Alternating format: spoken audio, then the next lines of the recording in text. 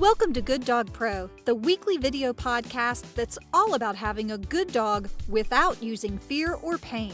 Hosted by Drayton Michaels, CTC, Pit Bull Guru and founder of Urban Dawgs and ModernDogTraining.com, and Kim Merritt, co-founder of GoodDogInABox.com and GoodDogPro.com, and founder of the URL Doctor.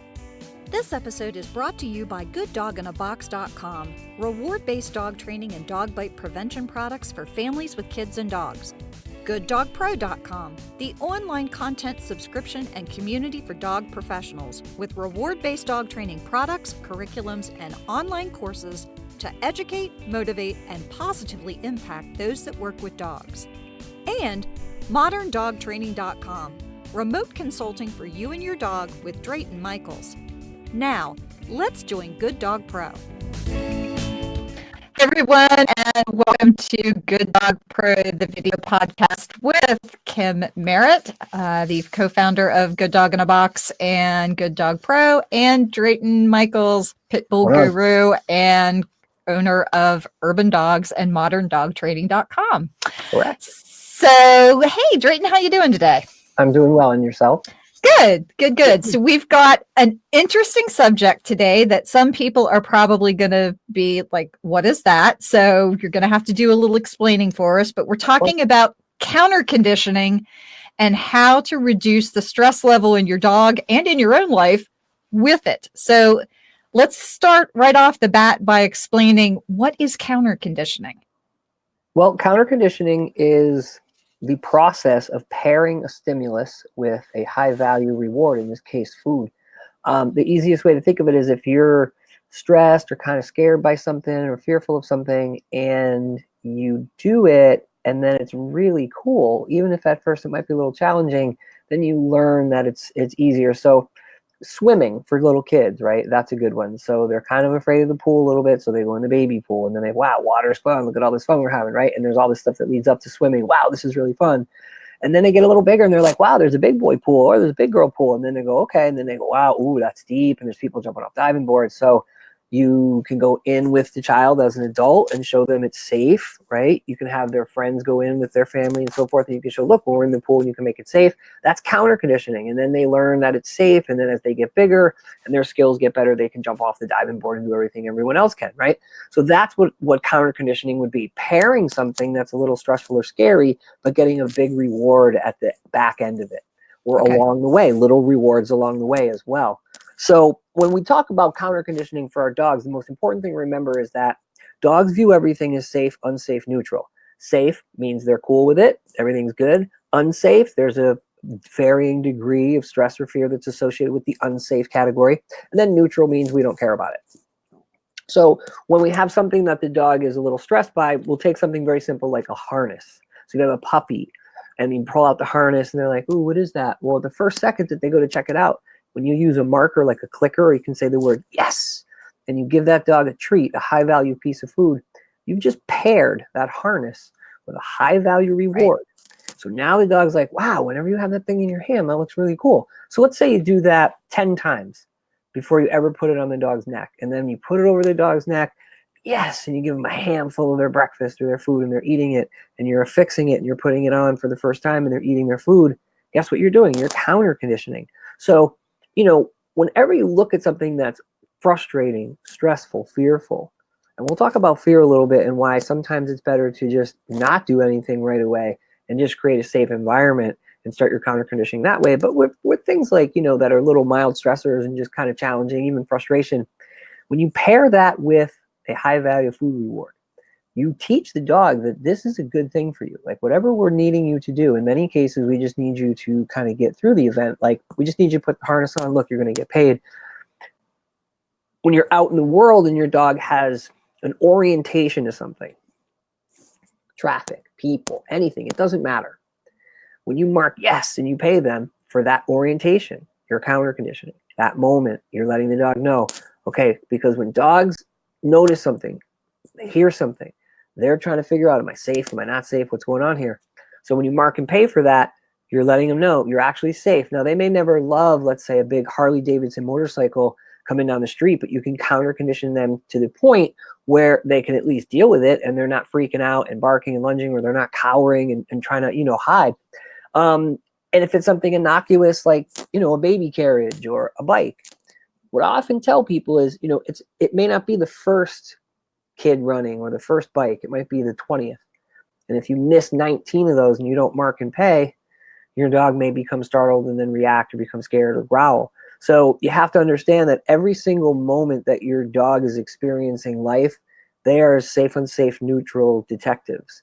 And a lot of things make dogs weirded out or sketched out or whatever, however you want to term it, fearful, stressed, even the frustrated dog. So I often tell puppy clients, if you have a puppy who's like this, oh my God, I get to meet everybody. I love every person. Oh my God, I love people. Right, that dog, it's very simple. All you do is you just shorten your leash, bring the dog off the sidewalk 10, 15 feet, hold the leash short and just, yes, and treat them. Their little butts wiggling and they're jumping. Don't even ask them to sit. Just for a couple of days when you're out on your walks, just create space. Yes, and treat. You know what's going to happen to that dog? That puppy's going to learn that it's a heck of a lot less work to just go off to the side, take a couple of treats while people pass, right? They're not going to be all weirded out. They're not going to be frustrated they can't meet them no matter what the people are doing, because you're going to get payment. The problem with puppies a lot of times that people run into is they meet 1,000 people for like 3 months, and then they're like, okay, we don't need to meet people, but the dog wants to meet everyone. So if you teach the puppy right away, like, okay, you're going to meet some people, but some people we're not going to meet, you work towards that frustration being lowered. So you can do it for the happy dog and their frustrating moments where their impulse control is really being challenged, or you can do it for a dog that's trying to figure stuff out, like, whoa, what is this? I don't know what's going on with this person right now getting out of a car at 11 o'clock at night with a screaming kid and a husband on a cell phone. You see that scenario I'm building up? You take your dog for a walk and all of a sudden a car pulls in and you're standing there, they're smelling, and the door opens and the kid's crying and the husband gets out and your dog looks. At that point, the dog is trying to figure out what's going on with all this. And if you just, yes, and treat him, come on, buddy, let's go. Yes, and treat them and move on, that dog will have a better association to the next sudden environmental contrast, especially in that context, nighttime, people, car. So when you drill this down and you look at it from the dog's perspective, what you want more than anything is your dog to feel safe. Because if they don't feel safe, training becomes difficult. They could develop behavioral pathologies where they're stressed or scared or aggressive. So counter conditioning is something that the smart dog guardian will just work right in. They'll just learn how to do it, and they'll just make it part of their everyday practices with their dog. So they're building a sound dog. So Drayton, for a dog owner, what do you suggest is the best way that they get started and that they learn how to do this properly? Well, let's talk about the categories of counter conditioning, right? We have counter conditioning to equipment. So collars, harnesses, crates, anything that's going to be in the dog's life that's a piece of equipment. And then we can even branch that out and we could say, are there little kids in the house? Are there baby swings? Are there strollers? And then are there kids who are running around and maybe they have scooters and things like that? So you want to take a look at what's in the dog's life and what are they going to be dealing with, whether they're a puppy or you just rescued a dog and you're going to be trying to figure out what this dog is getting used to. The whole process of marking and paying, or as some trainers call it because they use clickers, clicking and treating. It's that pairing of the experience or the stimulus with a high value food reward. Then you have the outside world. So you've got 3 categories that I include for the dog on leash, which are other dogs, traffic, and humans. Humans, everything, all humans, all ages, it doesn't really matter. Anything the humans are doing, if the dog orients to it, you mark and pay, guess what's going to happen to the next sudden person? They're going to be a lot less stressed or curious. And many times, if the dog doesn't have any issues, they're just a happy-go-lucky dog, you mark and pay him for that. Like I said before, what you get is you get a dog who's not all frustrated that they can't go see people, right? Because they're getting paid. And then traffic is everything on wheels, and anything that encompasses traffic, whether it's, actual cars and trucks and so forth, or, it's a skateboard or a baby carriage, anything with wheels, you should mark and pay for it, especially anything in the kid category, because kids are, calm then chaotic in a blink of an eye. And that really helps with kids. If you mark and pay, for the first 5 seconds, and then seconds, 6 through 10, the kids are screaming and running, you're going to have an easier time with your dog. And then other dogs, whether your dog is fearful or frustrated, what I always tell people is, You have to counter condition dogs to other dogs because dogs are socially compulsive. So you got to know that you can't meet every dog. And across the board, regardless of breed, age, handler, I do not recommend people meet unknown dogs, especially if you have a dog who's social, they have friends, you're just out for your little walk, and you run across a dog, just cross the street, yes and treat, or go up a driveway, just get out of the way. However you have to do it, create space, because dogs don't meet face to face, right? They do a little mutual butt smell circle thing, and that's not going to get orchestrated by everyday dog guardians, and it can go bad. It might go good, but it's always this, and you don't want to do that. So it's a good idea to do that for all dogs because, like I said, they're socially compulsive. They want to know what's up with dogs, but they really shouldn't be meeting unknown dogs. And if you're counter conditioning for them, you're going to alleviate a lot of stress and frustration for dogs, because over time, I've worked with hundreds of dogs who started out great, and then all of a sudden, after a couple of years, whether it was one too many leash greetings that went bad or just something went on in the dog's social structure with other dogs, they started to become barky and lungy or growly, or there was some sort of stress or fear with other dogs on leash. The big thing about being on leash for dogs, they don't have their flight response, right? So it's fight, flight, freeze. They can fight, and they can freeze, like, but they can't flee. They have no range of motion, and they know this. So when I'm walking dogs, I have a general counter conditioning protocol for everything because I already know it's intrinsically stressful. Just like when you drive, that's the human analogy. Like, yeah, it's fun to be on a leash walk and go for smells and do stuff and all this. It's great, but it's also a little stressful, just like driving. Yeah, you want to get to the beach, but getting there might be a little stressful in that traffic. So again, when you have this pairing of this generally stressful event on leash, you get less stress, more success, because now your dog's, here's the deal. When you start yesing and treating your dog, that word yes becomes incredibly powerful. And we should, sort of add the rules to using a marker, because it's not something to be done willy-nilly. And the rule is if you say it, you got to pay for it. So, if you're watching football or Dancing with the Stars, etc., and you're like, yes, yes, and your dog comes running, you should pay them because you don't want to erode that marker. And then make sure that you only say it one time for each payment. So it's not a chant. It's just a mark. So, for example, if the dog goes bus and you yes and treat the dog, I usually tell people just count 1001, 1002. Most dogs chew and swallow in 2 seconds. I have worked with some dogs who take 4 seconds to chew. So I just let them keep going, right? And you wait and they're done chewing and they look up again at whatever it is and you yes and treat them. So there's an awareness to this. There's an art to this. You have to be paying attention. It isn't something that's done passively. Counter conditioning is the proactive process of reducing stress or changing the dog's association to a stimulus or event. So when you start doing this, when you go, yes, your dog will look back and you'll have the dog, what we call bouncing off the marker, or dogs jump the marker. So you see a bike coming and you've been counter conditioning your dog for bikes, right? You've set up your distance, come here, buddy, right? You got your dog away so you're not near the bike, but your dog's going to notice it. And they may just go, bike, pay me, right? They may just bounce right off the stimulus and look for the food, which is great. You can yes and treat for the look back.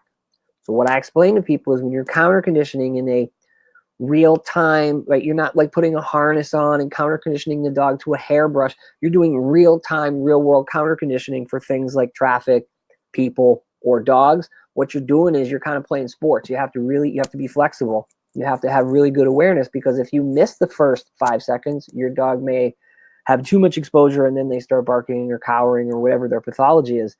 The difference between having a good counter conditioned dog, a dog who jumps off the marker, a dog who looks at stuff after 2 months and goes, yeah, who cares about kids, and goes back to smelling, that kind of stuff. That's because 90% of the time when they go, huh, what? They get paid. So they get an auto disengage, and they either disengage to the handler or the scent, right? Or they disengage and look back and take the food and just watch whatever's happening, and they take the food and they move on. I've done this for dogs who are afraid of motorcycles, people, baby carriage, you name it, every kind of stimulus that you can think of. And if the handler's doing mark and pay for, I would say 80 to 90% of everything, you're going to have a dog who's disengaged and you're going to have a dog who's less stressed. The results are pretty dramatic. So timing on this is really super important. Crucial. It's crucial. But even if your timing is wonky, right? Even if it's not phenomenal, it's better than putting a prong collar and choking the dog's neck. Because see, the other side of counter conditioning is, okay, so let's start with the dog that has no issues. Let's start with a puppy who is brand new to the world.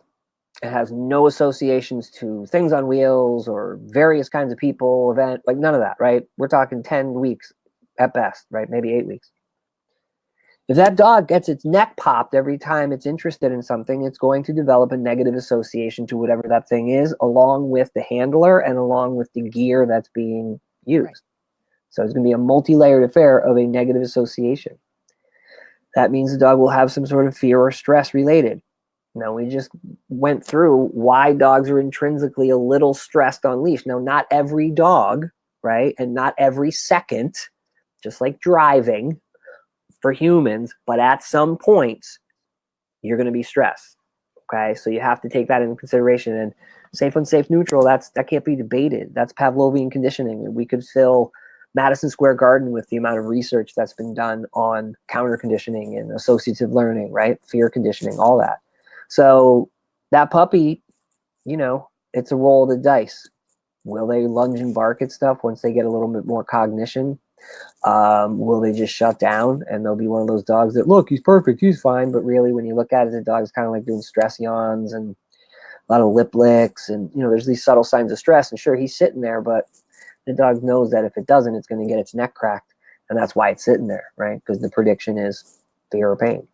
So I would much rather prefer to have a puppy see a skateboard and look back at me and give him a treat, or see a bike or a kid or whatever and look back at me, or look at it and go back and gather scent and feel safe about it.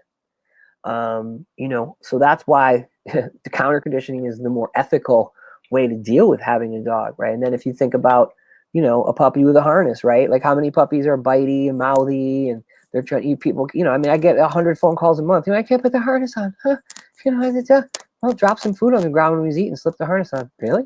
Well, it's better than getting bitten, right? It's not the most elegant counter conditioning protocol, but like I always say, look, if the ball goes in the net, we still get 2 points, right? Like we're not here, like when it comes to clients and it comes to, people who are looking for help, like I just make it simple and explain to them why we're doing it so that you don't have these problems, right? Because puppy teeth are sharp. And at 6:30 in the morning, when you're trying to get your dog out and you're 2 sips into a cup of coffee and you get that needle, right?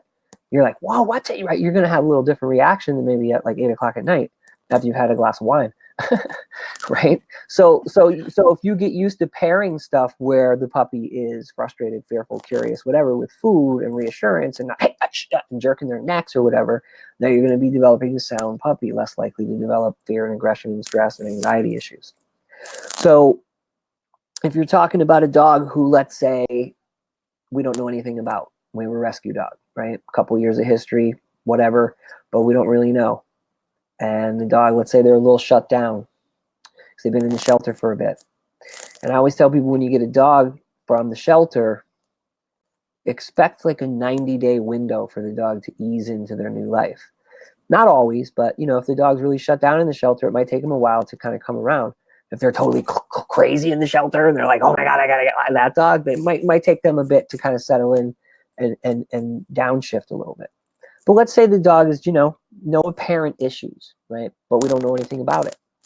Why would you want to create a negative association to the world around that dog by choking it or shocking it or reprimanding it because it was curious?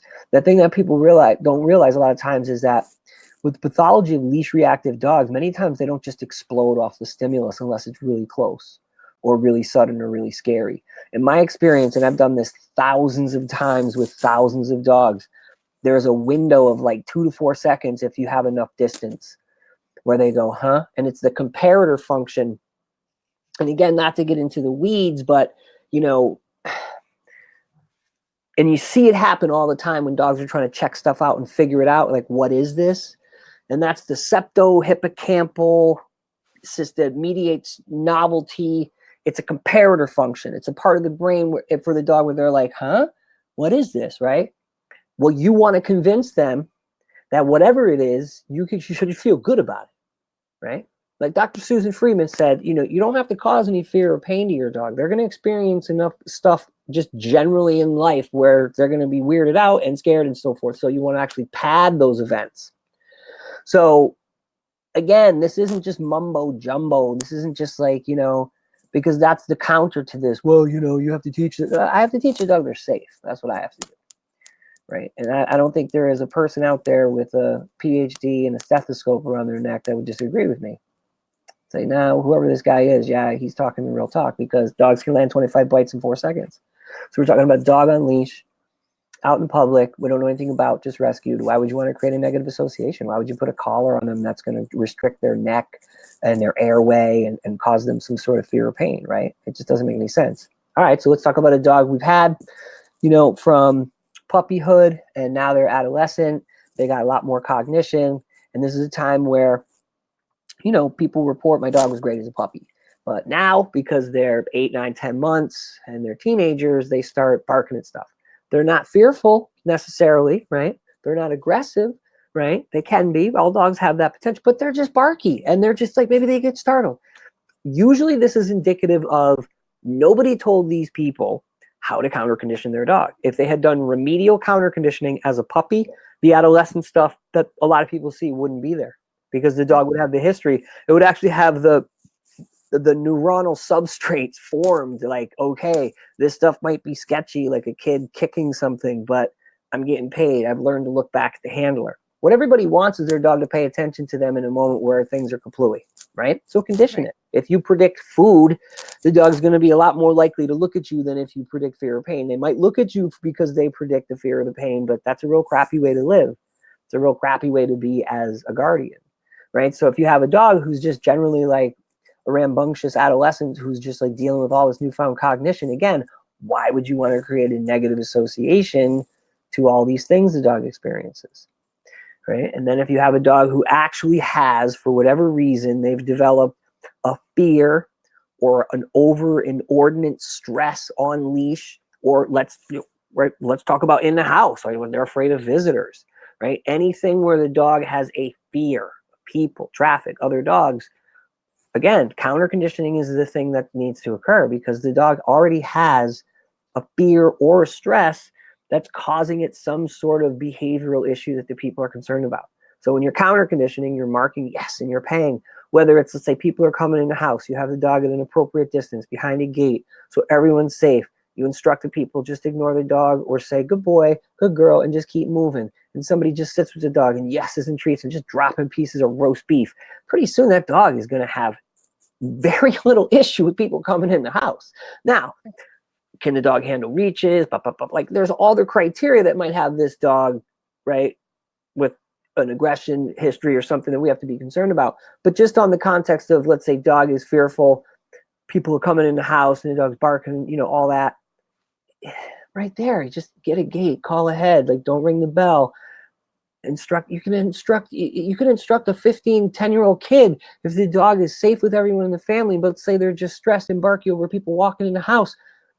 Yes, and treat the dog. Like, I've done this. I've done it time and time again. It doesn't fail if you do it. Some dogs take longer. There's parameter changes. Like, there's all kinds of things to do it the right way at the real level, but it's better than just saying, all right, when people come in the house, you're going to jab them in the side of the neck. And the people who are watching this think that I'm being facetious, or I'm taking the piss out of some other trainers. That's what people are told after they've paid somebody. Yeah, think about that.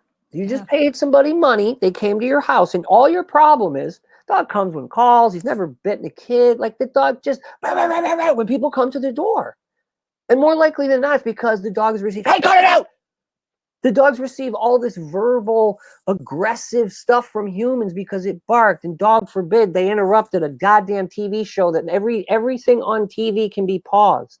Nobody watches anything anywhere, does anything in their life can be put on pause. Video game, but they had to yell at the dog 1,000 times. Now they're 4 years in, they hire a trainer, and a guy comes over, and his big idea for hundreds of dollars is put him on leash and jerk his neck every time he barks at somebody coming. Make him sit. That's really how we should be training dogs in the 21st century. I think it'd be a lot easier to get a $30 or $40, $50 baby gate, put it somewhere centrally located, and tell your people, hey, do me a favor. The dog freaks out when people come in, so don't ring or knock, okay? Great. Yeah. Well, you've texted me 9,000 times today for nothing. When you're at the light at the corner, have your wife text me that you're here. Thank you. Great. Let's get the dog in. Or if you know the people are going to, just get the dog in there 10 minutes before. You see him pull in, get the dog behind the gate. Go get the high value food. Wait, here they go. Now, yes. Yes. Ignore the dog. He's okay. Good boy. Boom. I can tell you right now, I have this on video. People have to understand something. This is the sky hook from Jabbar. This is the Michael Jordan slam dunk. This is the thing that will separate you from all the other people out there trying to help you with your dog. If you just counter condition them, and you can counter condition a dog if you set it up properly and safely to just about anything. I'm counter conditioning a puppy right now to water and a dock, a boat dock. So you just need to be patient and have guidance. You need a trainer who actually can help you with this. So I'm curious in talking about different fears that a dog has, and like you're saying, they start off as a puppy with no fear, no prejudice. Well, no, they do start out with fear, and dogs don't have prejudice because that's a moral imperative that takes a huge intellect to be prejudiced, right? But dogs do have fear. They have their, all creatures are born with or mammal, all creatures, I believe, but look, they have an amygdala, right? They have their first fear period at 8 weeks, roughly, and it lasts 8 to 10 weeks, maybe 11. Second one comes in around 16, not hard and fast, lasts to about 18 or so. Again, not hard and fast. Some breeds, mixes are different. And then there's a hotly contested third fear period in adolescence, which I personally am starting to see a lot of dogs around 11, 12, 13 months hit this moment where they're like extra fear, all that. Again, I have to do hardcore data, but I'm starting to see that.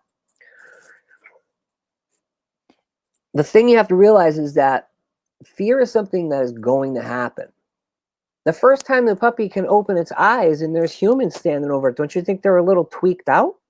Well, my question is, how long does it take a fear to? We don't know because we don't have any. Well, first of all, we don't have any specific information. So the smart answer is I don't know, right? And all dogs are different, and all people are different, and humans are really the variable.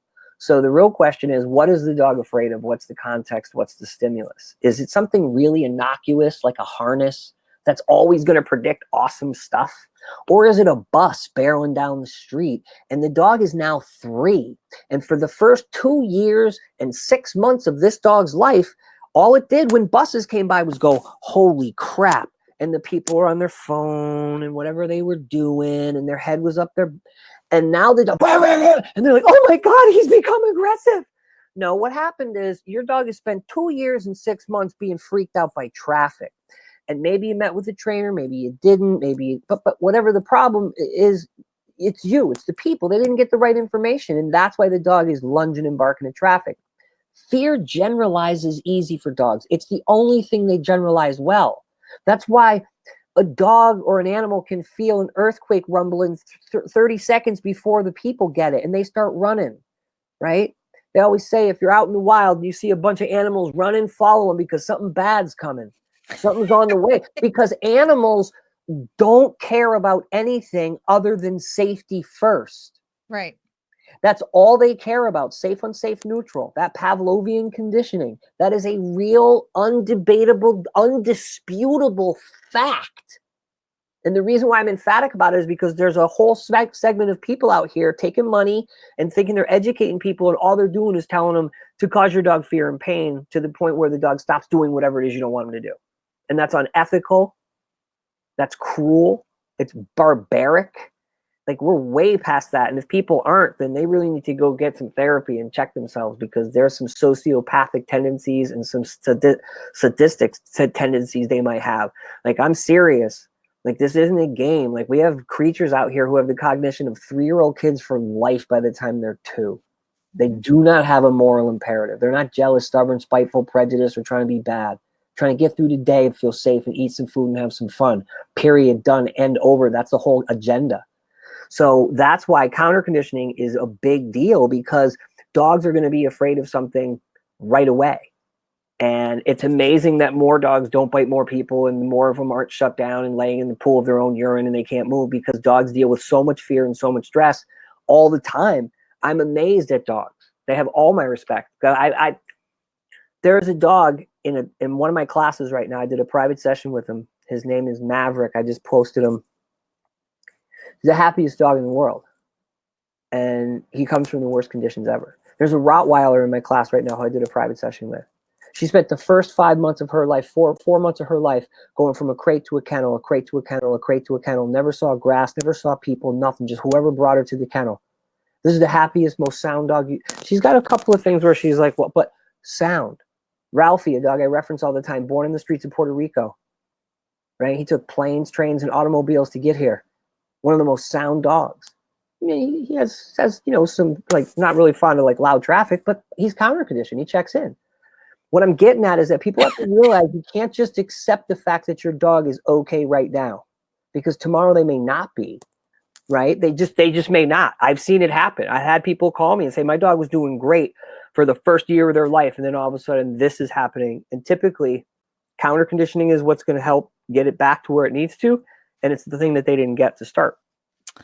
And on that note, we are at the end of our show, and thank you so much, Drayton, for sharing, because I think this is an easy thing that a dog owner can do. They just don't realize that they even need to do it, or it's a thing for them to do. So it's super easy, actually. I mean, here's the thing you have to realize. The hard part about this is setting up the environment so that it's safe, right? And the hard part is remember to be patient when it's something like putting a harness on or getting your dog used to the fact that, the au pair shows up every day at 2:45 and the dog's barky, right? So you're going to either give the dog a work to eat toy, which is still counter conditioning, right? Or you're going to stand there and proactively do it, right? So it's not a difficult process. Don't let the word or the phrase counter conditioning, intimidate you. It's not that difficult. Right.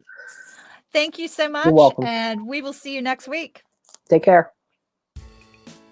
If you'd like to participate in the rest of today's conversation for professionals who work with dogs and receive continuing education credits from participating organizations for listening, visit gooddogpro.com and subscribe today.